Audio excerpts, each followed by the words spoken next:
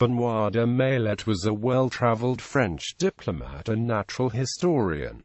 He was French consul general at Cairo, and overseer in the Levant. He formulated an evolutionary hypothesis to explain the origin of the Earth and its contents. De Maillet's geological observations convinced him that the Earth could not have been created in an instant because the features of the crust indicate a slow development by natural processes. He also believed that creatures on the land were ultimately derived from creatures living in the seas.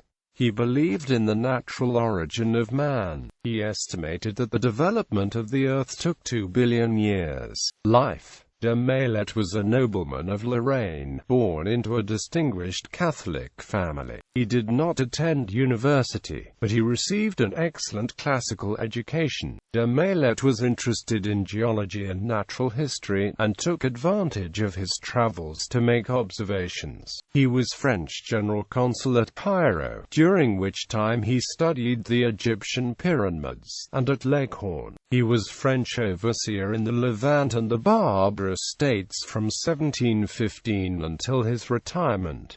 Publication of Taliamd. His main work, Taliamd, was based on manuscripts written between 1722 and 1732 and was published after his death in 1748.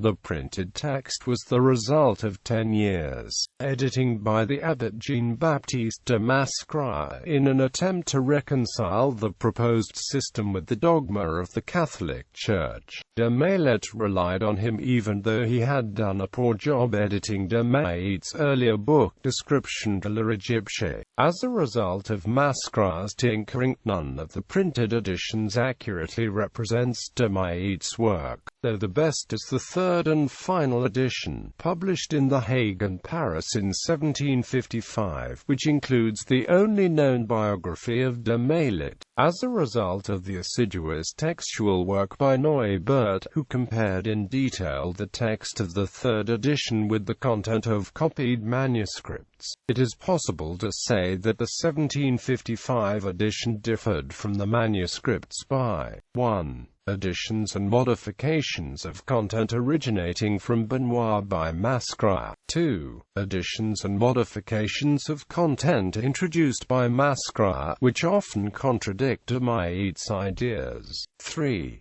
Modifications in the general arrangement, reorganization of parts and changes to footnotes by Mascrat to achieve a closer fit with Fontenelle's Intuitions sur la pluralité des mondes. 4. Other modifications, generally of a trivial nature, which are of unknown origin. With this information as a starting point, it has been possible to largely reconstruct de Maillet's original content. The translation presented in the 1968 edition is not a simple reprint. It is based on the best surviving manuscript, ILL1. Extensive notes carry explanations, comments, and variations between sources. This edition therefore becomes the basis for any analysis of Maillet's ideas. The Indian philosopher speaks the views of de Maillet himself. The device is transparently obvious, but understandable because the philosopher contradicts the literal word of the Bible at a time when this still carried some risk to his person and livelihood. The delay in publication can also be interpreted the same way, protecting the author and then protecting the editor, giving the latter time to soften the blow by watering down Maillet's ideas.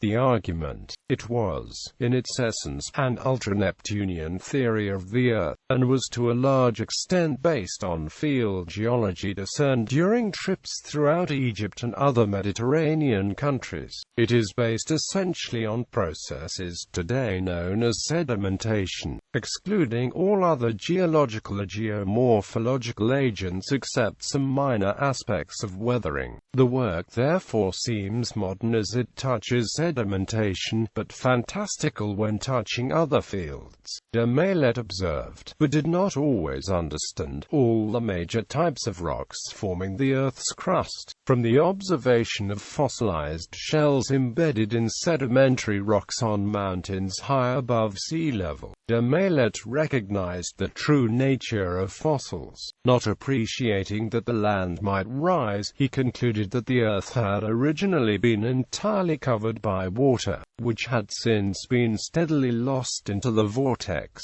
De Maillet derived a rate of fall of sea level of about 3 inches per century from sites where former ports were now above sea level. Working back to the highest mountains, he reached a figure of 2.4 billion years for the age of the Earth. So he thought it quite reasonable to accept that at least 2 billion years had passed since the Earth was covered with water. Of course, this attempt is flawed in several ways, but it contains the seed of real progress. He saw the importance of slow natural processes operating over long periods of time, forming and shaping the Earth. He introduced the idea that the Earth might be billions of years old, which even a century and a half after his death would have been denied. De Maillet's idea on biology had a similar basis. He thought that life had begun in the water, after the emergence of the highest mountains, but before the continents. He believes that life arose in the shallows surrounding the first land. Sea life, fish, shellfish, algae, diversified, and the remains were covered with sediment and became secondary rocks laid down on the sides of primitive mountains.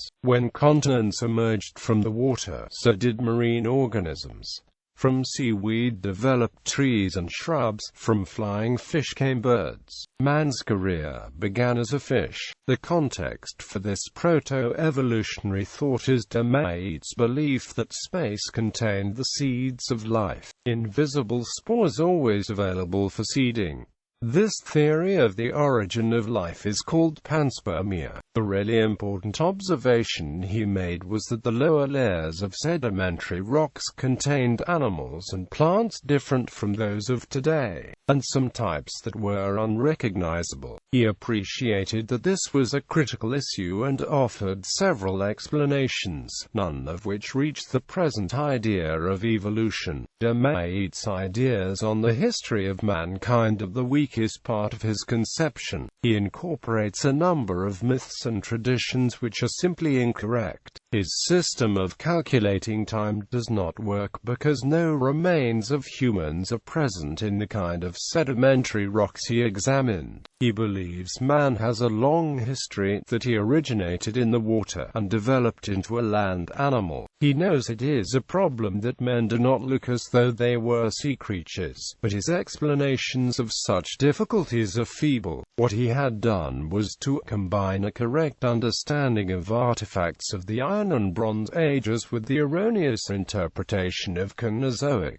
vertebrates as human skeletons, and silicified logs in fluvio-continental deposits as petrified ships.